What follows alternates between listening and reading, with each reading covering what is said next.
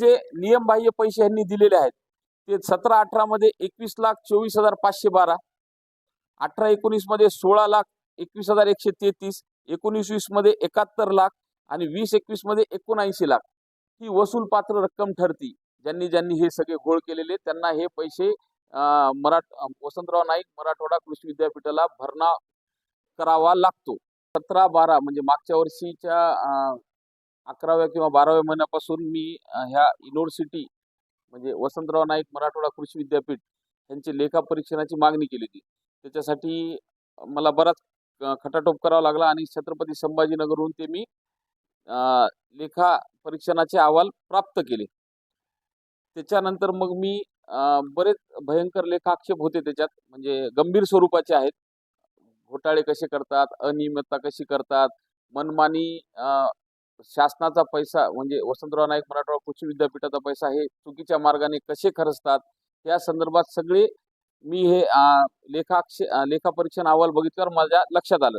त्याच्यानंतर मग मी दिनांक 28/1/2026 ला कुलसचिवांना एक पत्र दिलं आणि पत्र दिल्याच्या नंतर त्यांना विचारलं की हे लेखा आक्षेप पूर्ण झालेले आहेत का।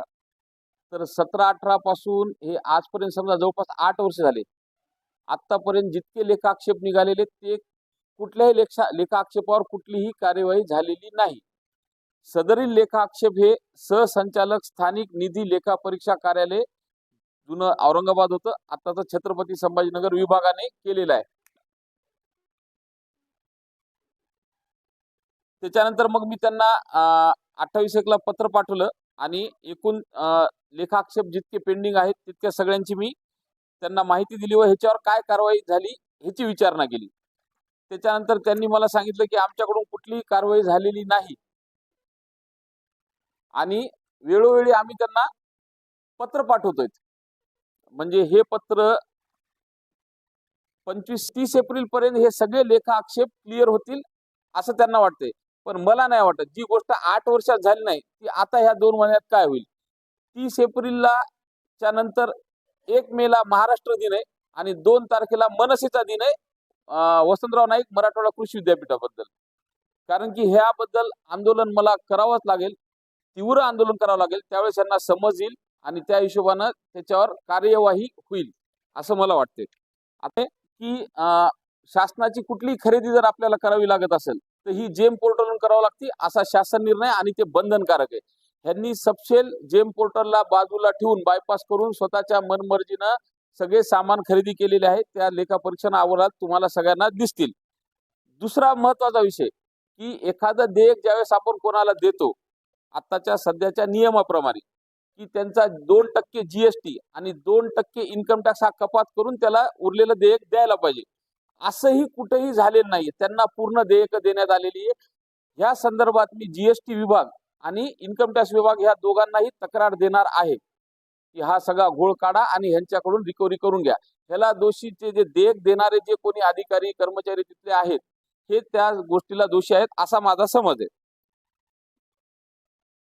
म्हणजे ह्याच्यात अजून एक गोष्ट आहे की समजा राहायला जर आपण क्वार्टर दिले कर्मचाऱ्यांना तर त्यांना एचआरए देण्याची गरज नाही, म्हणजे हाऊस रेंट अलाउन्स क्वार्टर मध्येही राहतात आणि एचआरएचं सुद्धा बेनिफिट घेतात।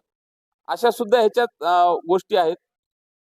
त्याच्यानंतर 2020-21 मध्ये की एखादं समजा कोणी प्रॉडक्ट तयार केलं शेतीविषयक, काही मशीन तयार केली, ट्रॅक्टर छोटं मोठं जे काही आहे ते, आणि ते तपासणीसाठी त्याला अप्रूव्हल घेण्यासाठी ते आपल्या युनिव्हर्सिटीत पाठवतात इंजिनिअरिंग विभागाकडे आणि मग त्याच्यावरती सगळी तपासणी होते की ते व्यवस्थित काम करतंय का, सगळं व्यवस्थित आहे का, आणि त्याला मग अप्रूव्हल दिलं जातं की बाबा तुम्ही आता हे तयार करून मार्केटमध्ये तुम्ही ही गोष्ट विकू शकता, बरोबर आहे। पण तशा ज्या गोष्टी आलेल्या आहेत तर त्याच्यावर रॉयल्टी घ्यावी लागते। त्याची जी किंमत आहे समजा 5 लाख 10 लाख जी काय आहे त्याच्यावर रॉयल्टीचा दर ठरलेला आहे, 1%, 1.5%, कशावर 2%। तर ही रॉयल्टी सबसेल त्यांनी घेतलेलीच नाहीये। म्हणजे झालं तर झालं, युनिव्हर्सिटीचं नुकसान होऊ द्या, म्हणजे काहीतरी त्याच्याकडून 5-50 हजार 1 लाख रुपये घ्यायचे, ही रॉयल्टी माफ करून टाकायची त्याला, म्हणजे नियमबाह्य रॉयल्टी ही घेतली नाही त्यांनी आणि त्याच्यानंतर त्यांना सबसेल ते सर्टिफिकेट देण्यात आलेले आहे। या रॉयल्टीची पण वसुली ही झालीच पाहिजे। म्हणजे त्याच्यानंतर लाखाच्या वर बिल उचलणारे लोक म्हणजे तर मला मला असं वाटतं की ज्यांचं जीएसटी आहे तशाच लोकांना आपण कॉन्ट्रॅक्ट देतो आणि त्यांनाच बिल देतो. तसं न करता हे जीएसटी धारकच नाहीयेत कोणी ज्यांना ह्यांनी बिलं दिलेले आहेत. जवळपास 35 ते 40 लाखाचे बिलं ह्यांनी त्यांना दिलेले आहेत. दुसरं म्हणजे नियमात न बसता विमानाने प्रवास केलेला आहे. म्हणजे विमानाने प्रवास प्रवास करणे आणि अ, म्हणजे त्याचं फर्स्ट क्लास जे काही त्याचा कॅटेगरी असतील, त्याचं तिकीट तुम्हाला आहे. पण तेही विषय सगळा कुलगुरूंना लागू आहे. तर कुलगुरूंच्या खाली जे आहेत कंट्रोलर वगैरे जे कोणी त्यांनी नियमबाह्य गरज नसताना जिथं रेल्वेनं आपण जाऊ शकतो, शासनाचं धोरण असतं, की जिथं रेल्वेनं जाऊ शकतो, जिथं वाहनाने जाऊ शकतो, तिथं विमानानं जायची गरज नाही. पण ह्यांनी युनिव्हर्सिटीच्या पैशावर अक्षरशः ऐश केलेली आहे.